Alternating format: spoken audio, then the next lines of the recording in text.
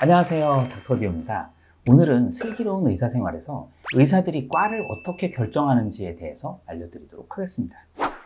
먼저 의사가 되는 과정을 알려드려야 될 텐데요.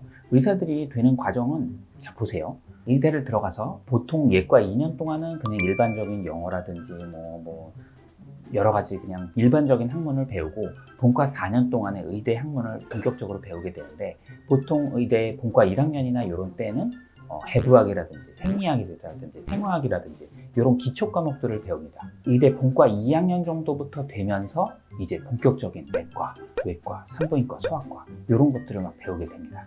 그리고 본과 3학년 1학기가 다 끝나면 그 공부하는 과목은 다 끝나요. 3학년 2학기부터는 가운을 입고 학생들이 병원을 나갑니다. 윤복이라는 학생과 홍로라는 학생이 나와요. 이거? 양전자 단층 촬영? 어디 쓰는 건데?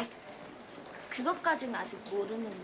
의사 선생님같이 가운도 입고 다니고 뭐 수술복도 입고 다니고 뭐 이러는데 뭔가 좀 어색해요. 어설프고. 그분들은 의사일까요?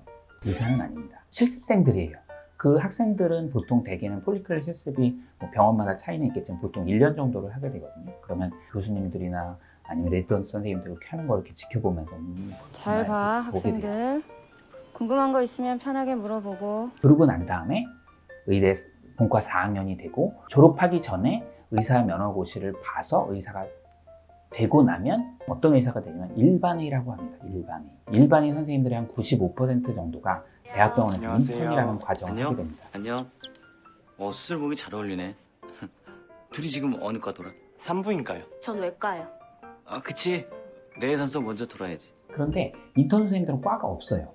뭐 예를 들면 뭐 내과 인턴 선생님이야. 근데 막 그 선생님한테 가서 이거 이렇게 어떻게 되나요? 그러면 인턴 선생님 하나는 전 몰라요. 그래서 잘 모른다 그래요. 이유는 뭐냐면 인턴 선생님들은 그 내과 1년차 선생님들이 주치의 오더가 내려오면 그거를 직접 뭐 해주거나 뭐 과가 원활하게 돌아가는 걸 역할을 해주시는 분들이에요. 예를 들면 소아과에 2주, 내과에 한 달, 뭐 성형외과에 2주 뭐 이렇게 막 돌아가요. 과에 따라서 너무 힘들 수도 있고, 뭐 피부과가 인턴이 걸렸어. 피부과는 출퇴근이에요. 그래서 뭐 그냥 아침에 8시에 갔다가 뭐 6시면 퇴근하기도 하고, 가끔 뭐 당직할 때 조금 병원에 있기도 하고, 또 방사선과 그 영상의학과 인턴 선생님들은 거의 뭐 할 것도 없고, 할 거 없다 그래서 미안하지만 약간 좀 편해요. 그런데 이제 외과라든지 아니면 뭐 성형외과라든지 정형외과 이런 선생님들은 이제 초췌하고 잠 못 자고 눅눅해하고 죽을 것 같아요 선생님 막 이렇게 되고, 그렇게 인턴을 1년을 하고 나면 12월쯤에 내가 원하고자 하는 과를 선택해서 지원을 하게 됩니다. 전 이미 신경외과로 정했습니다. 우리 윤복이 케이크 먹을래? 그런데 성형외과나 외과나 무조건 내가 나 갈 거야 그런다고 갈 수는 없어요. 이유는 왜 그러냐면 레지던트를 뽑는 기준이 병원마다 다 달라요. 뽑는 그 명수가. 그래서 TU라고 하는데 N-2라고 그래가지고 교수님이 3분이면 마이너스 2 해서 1명. 한 명을 뽑을 수 있어요. 교수님이 5명이면 N-2에서 5 빼기 2는 3. 그래서 레지던트를 3명을 뽑을 수 있어요. 성형외과를 1명 뽑는데 그에 만약에 지원자가 16명이 지원을 했어요. 그러면 15명은 떨어지고 뭐 군대를 가거나 아니면 뭐 재수를 하거나 아니면 뭐 다른 과로 전환하거나 할 수 있습니다.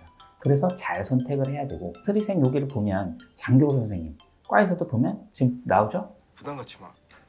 뭘 해도 괜찮아.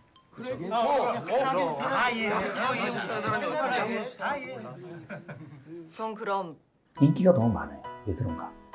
자, 외과 선생님들은 아쉽게도 외과 너무나도 중요한 파트고 한데 외과는 지원율이 떨어집니다.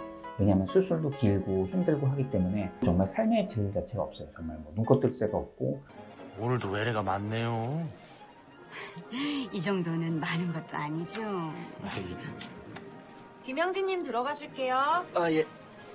환자분 생년월일 한 번 더 확인할게요. 74년 1월 안전은 너무 많습니다. 아픈 분들이 너무 많으시기 때문에 막 그렇게 하다 보면 나는 외과랑 안 맞아. 막 수술도 막 진짜 막 8시간 수술도 하고, 익준 선생님 봤죠? 막 간 이식하고 그러면 정말 18시간을 수술할 때도 있고 12시간을 수술할 때도 있어요. 저도 처음에는 수술에 8시간 한다 그래서 야, 나 이거 화장실 가고 싶으면 어떡하지? 뭐 이런 생각을 했었는데, 희한하게 집중이 돼 있고 해서 화장실도 안 갑니다.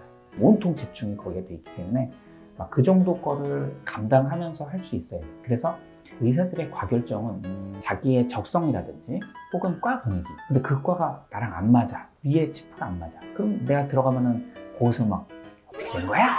이렇게 하고 혼날 거잖아. 그러면은 견디기가 더 힘들거든.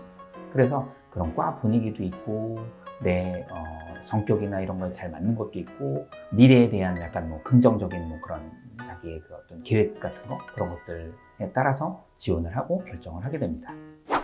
의사들은 좋은 과는 따로 없어요. 하지만 힘든 과도 있고 안 힘든 과도 있고 또 어떻게 보면 돈으로 따지긴 뭐하지만 저희도 직업은 직업이니까 돈을 많이 버는 직업도 있고 적게 버는 직업도 있고 자기가 행복을 느낄 수 있는 적성 그리고 과 그런 걸 선택했을 때 대부분 선생님들이 너무 만족하고 또 행복하게 잘 사시는 것 같아요. 스리생활 보시면서 궁금하셨을 것 같아서 얘기를 드렸는데 다음에도 슬기로운 의사생활에 대한 리뷰를 드리도록 하겠습니다.